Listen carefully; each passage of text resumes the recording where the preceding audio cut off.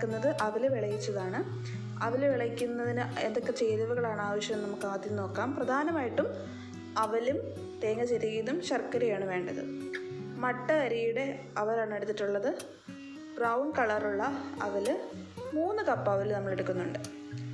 അപ്പോൾ 3 cup അവലിന് 3 cup തേങ്ങ ചിരകിയത് തന്നെയാണ് ഞാൻ എടുക്കുന്നത്. തേങ്ങ ചിരകി ഇത്ര വേണമെന്നില്ല. ശർക്കര ഒരു 5-6 എണ്ണം ഉപയോഗിക്കാം. വേണമെന്നുണ്ടെങ്കിൽ കൂടുതൽ ശർക്കര ഉപയോഗിച്ചാലും കുഴപ്പമില്ല.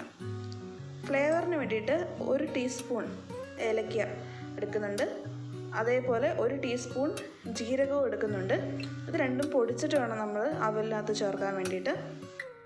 അതേപോലെ തന്നെ 1 ടീസ്പൂൺ നെയ്യും നമുക്ക് ഇതിനകത്ത് ചേർക്കാവുന്നതാണ്.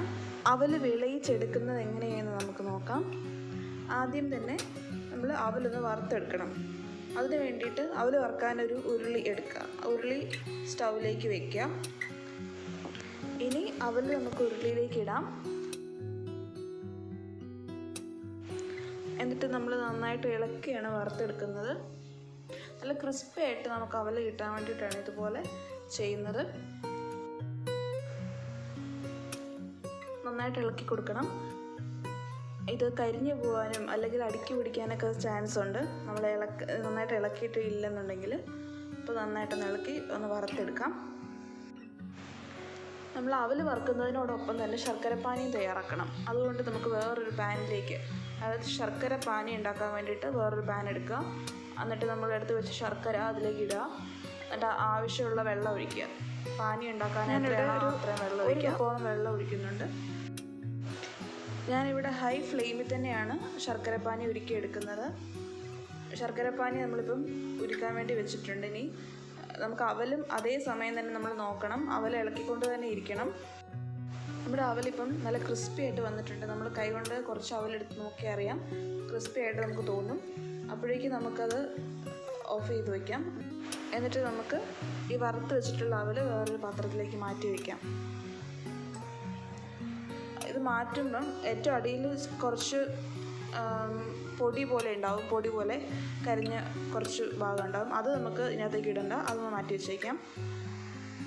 അത് ഇതിനകത്ത് നല്ലതുകൊണ്ട് പൊടി മാത്രം ഒന്ന് മാറ്റി അത് ഒഴിവാക്കിയിട്ട് ബാക്കിയും കൂടെ നമുക്ക് എടുക്കാം. അപ്പോഴേക്കും നമ്മുടെ ശർക്കരപ്പാനി നല്ല തിളച്ച് പാനിയായിട്ട് തന്നെ വന്നിട്ടുണ്ട്. ശർക്കരയെല്ലാം ഉരുകി വന്നിട്ടുണ്ട്. ഇനി നമുക്ക് ആ പാനി മാറ്റിയിട്ട് നമുക്ക് ആ ഉരുളി ഇതിലേക്ക് വീണ്ടും വെച്ച് കൊടുക്കാം. ഇനി നമുക്ക് ശർക്കര ഉരുക്കിയത് നമുക്ക് അരിച്ചിട്ട് വേണം ഈ ഉരുളിയിലേക്ക് ഒഴിക്കാൻ. എന്തെങ്കിലും കരടോ അങ്ങനത്തെ എന്തെങ്കിലും ഉണ്ടെങ്കിൽ പോകാൻ വേണ്ടിയിട്ട് ശർക്കര ഒന്ന് അരിച്ച് ഉരുളിയിലേക്ക് ഒഴിക്കുക. ചൂടുള്ള ശർക്കരപ്പാനി നമ്മളെ ഒഴിച്ചത് അതുകൊണ്ട് പെട്ടെന്ന് തന്നെ ഇങ്ങനെ പതഞ്ഞ് വന്നിട്ടുണ്ട്.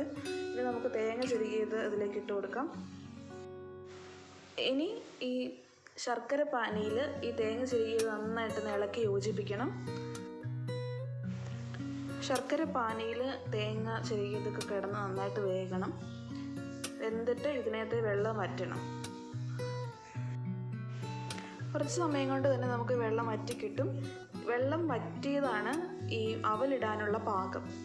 വെള്ളം വറ്റിയതിന് ശേഷമേ നമ്മൾ അവലിടാവുള്ളൂ. എങ്കിലേ നമുക്ക് നല്ല ക്രിസ്പി ആയിട്ടും സോഫ്റ്റ് ആയിട്ടുള്ള അവൽ വിളയിച്ചത് കിട്ടുകയുള്ളൂ. വെള്ളം വറ്റുന്നതിന് മുന്നേ നമ്മൾ അവലിട്ട് ഇതിൽ ഇളക്കിയിട്ടുണ്ടെങ്കിൽ അവൽ വിളയിച്ച് കഴിഞ്ഞാൽ അത് നന്നായിട്ട് ഇങ്ങനെ കുതിർന്ന് അല്ലെങ്കിൽ കുഴഞ്ഞിരിക്കും അവൽ വിളയിച്ചത്. അപ്പോൾ അതൊരു ടേസ്റ്റ് ഉണ്ടാവില്ല. ഇപ്പം നല്ല പാകമായിട്ടുണ്ട്, വെള്ളമൊക്കെ വറ്റിയിട്ടുണ്ട്. ഇനി നമുക്ക് അവൽ മിക്സ് ചെയ്യാം. അതിന് മുമ്പായിട്ട് നമ്മൾ സ്റ്റൗ ഓഫ് ചെയ്യണം. സ്റ്റൗ ഓഫ് ചെയ്തതിന് ശേഷമാണ് നമ്മൾ അവൽ ഇതിനകത്തേക്ക് ഇടാൻ പോകുന്നത്. അപ്പോൾ അവൽ മൊത്തത്തിൽ ഇതിനകത്തേക്ക് ഇടുകയല്ല ചെയ്യുന്നത്. കുറച്ച് അവലായിട്ട് ഇട്ട് മിക്സ് ചെയ്ത് എടുക്കുക ചെയ്യുന്നത്. ഇതോടൊപ്പം തന്നെ നമ്മൾ ഫ്ലേവറിന് വേണ്ടിയിട്ട് എടുത്ത് പൊടിച്ച് വെച്ചിട്ടുള്ള ഏലക്കയും ജീരകവും നമ്മൾ ഇതിനോട് ചേർക്കുന്നുണ്ട്. അതും കൂടെ ചേർത്തിട്ട് നമ്മൾ ഇളക്കി കൊടുക്കാം. ശർക്കര നന്നായിട്ട് അവലിൽ പിടിക്കുന്ന രീതിയിൽ നന്നായിട്ട് ഇളക്കി കൊടുക്കാം. ഇളക്കുന്നതിൻ്റെ ഇടയ്ക്ക് നമുക്ക് ബാക്കി നമ്മൾ ഇടാൻ വെച്ചിരിക്കുന്ന അവലും കൂടെ കുറേശ്ശെ ആയിട്ട് ഇട്ട് ഇളക്കി എടുക്കണം.